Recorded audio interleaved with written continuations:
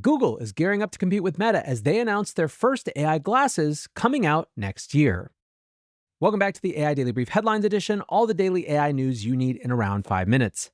Google is preparing to launch a full range of AI-enabled smart glasses next year. The product line will include audio-only glasses as well as a pair with an in-lens display that can show information like directions and translation. In addition, Google unveiled a prototype called Project Aura, which will offer a full-screen experience similar to Apple's Vision Pro. Unlike the Vision Pro, Project Aura is still packaged in a relatively lightweight glasses format rather than a full headset. While Google said that the product line will begin rolling out from next year, they did not specify which models would be available. The smart glasses will run Android XR, which is Google's new operating system for smart glasses.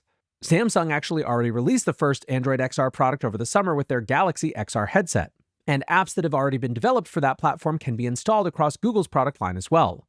The platform is also cross-compatible with Android smartphone apps, so the new devices can integrate into the existing Google ecosystem.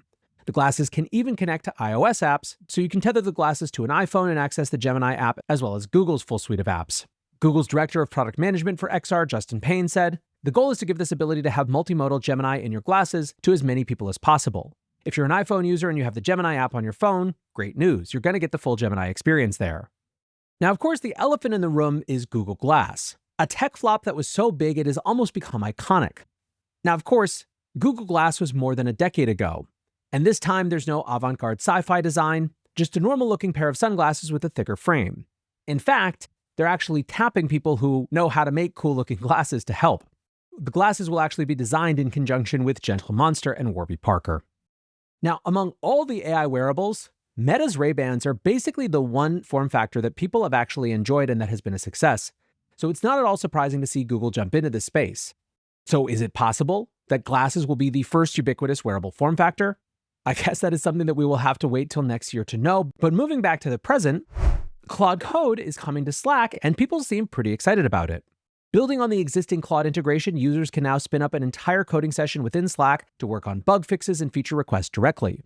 Now, of course, if you have heard me harp on how 2026 is the year of context, the big benefit of using Claude directly in Slack is the ability to tap into the context of work conversations, and the Claude Code integration takes that idea to the next level. TechCrunch actually suggested that this is evidence of a broader shift, writing, "AI coding assistants are migrating from IDEs into collaboration tools where teams already work. While the integration is still just a research preview, it does suggest that Anthropic is looking for a way to cut down on context switching and build their agents directly into the platforms where they're most useful." In a quick follow-up from Monday's show, Apple's chip leader says rumors of his departure were greatly exaggerated. Apple Senior VP of Hardware Technologies, Johnny Shruji, told staff on Monday that he's not going anywhere for the time being. In a memo to his division, he wrote, "I know you've been reading all kinds of rumor and speculations about my future at Apple, and I feel you need to hear from me directly. I love my team and I love my job at Apple, and I don't plan on leaving anytime soon." Bloomberg's Apple insider Mark Gurman had reported that Shruji had recently told CEO Tim Cook that he was looking to move on. This was potentially a huge problem for Apple, as the M-class chips pioneered under his leadership are absolutely class-leading. After a spate of executive departures, it is good for Apple that this one doesn't appear to be happening, although it seems like there's probably still more going on behind closed doors. Lastly today, IBM is making a big $11 billion acquisition to boost their AI business. IBM is committed to buy out public data infrastructure firm Confluent. The deal was struck at $31 a share, a 34% premium to their last price before the announcement. The offer is all cash and builds on IBM's 5-year partnership with Confluent. Confluent provides an open-source data streaming platform, giving enterprises the ability to connect and govern their data in a way that's more accessible to AI agents. Earlier in the year, Salesforce and ServiceNow made similar acquisitions to fill their respective gaps in the AI data layer. By way of example, tire maker Michelin is using Confluent's platform to make their real-time inventory and supply chain data discoverable by AI. Instacart has adopted Confluent to drive their fraud detection and product database systems. For IBM, the acquisition marks a commitment to building out their high-growth AI product. In a statement, CEO Arvind Krishna said, "IBM and Confluent together will enable enterprises to deploy generative and agentic AI better and faster.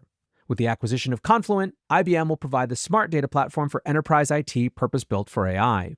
Analysts at Bloomberg Intelligence said that the deal could, quote, significantly improve IBM's AI portfolio and subsequently its software unit sales growth.